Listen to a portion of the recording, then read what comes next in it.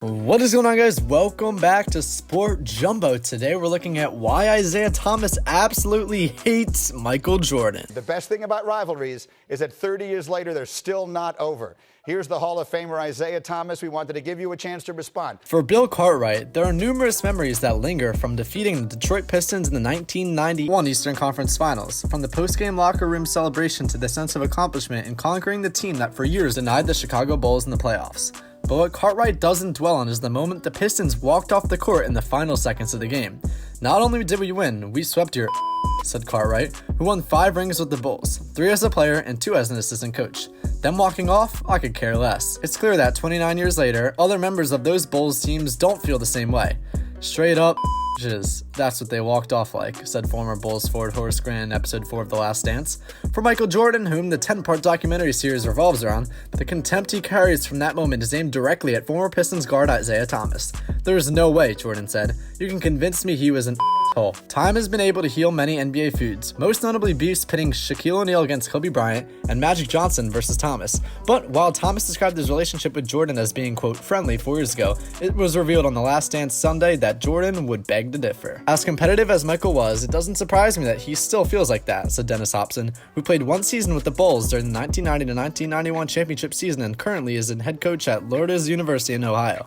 Michael always had something for Isiah. You know, it's okay for him to hate the team, but to personalize it, then that's different. What seeded that feud? There's a long-standing theory that Thomas was a conspirator to freeze Jordan out of the 1985 All-Star Game. It's an allegation that Thomas has long denied. That never happened, Thomas said before coaching Jordan in the 2001 All-Star Game. Whether the story is true or not, Jordan was leery of Thomas, according to Brad Sellers. "We all heard about what happened at the All-Star Game," said Sellers, the current Cleveland Cavaliers radio analyst who played with the Bulls from 1986 to 1989. But the bigger issue was that Isiah was from Chicago. He worked to be one of the top players to represent the city, and Mike came in and eviscerated that.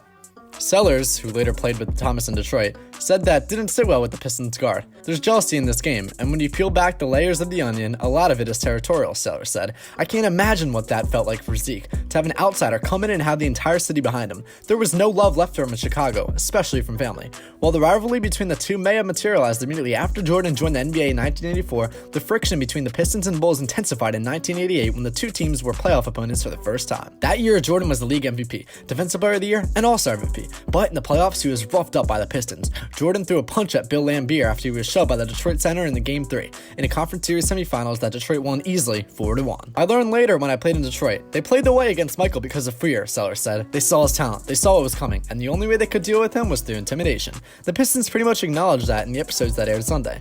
"We knew Jordan was the greatest player," Thomas said. "We had to do everything from his physical standpoint to stop him." Former Pistons forward John Saley was more blunt about his team's plan. "As soon as he steps in the paint, hit him."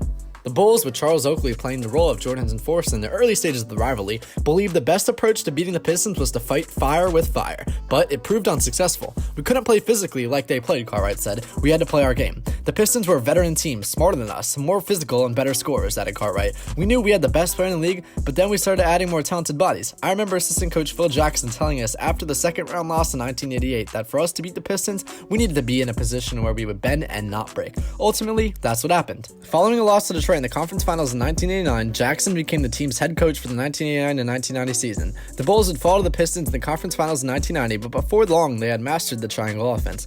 During the 1990 to 1991 season, the Bulls won 61 games and were clearly the best team in the East. A sweep over the New York Knicks in the first round and an easy series win over the Philadelphia 76ers in the second round 4-1 set up another anticipated matchup against Detroit in the conference finals. "We were able to figure them out, meaning we had to play our own game," Cartwright said. "People would talk about Bill Laimbeer all the time, but the thing is, if you can't play that way, he can't play." So the Bulls put the Pistons in unfavorable matchups. Scottie Pippen defended Laimbeer, which put him on the perimeter defensively. Cartwright switched from Laimbeer to Dennis Rodman.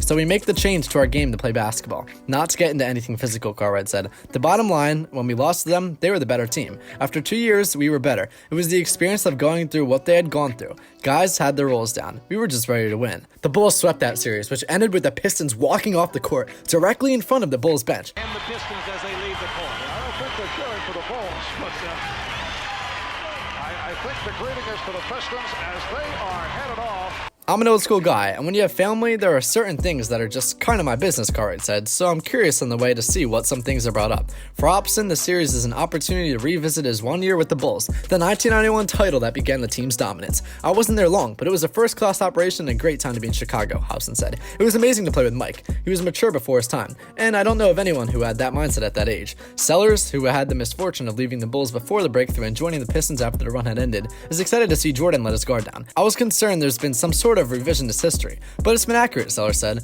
What it captures about Michael is that he was always looking for an edge at all times. He was insatiable for information and knowledge, and that made him special. He can also hold a grudge like few can, which was evident as he talked about the Pistons in the documentary. I hated them, Jordan said. The hate carries to this day. Thank you guys so much for watching this episode of Sport Jumbo. Make sure you guys hit that like button, subscribe, hit that bell, comment down below if Michael Jordan's the GOAT, and I'll see you guys next time. Goodbye.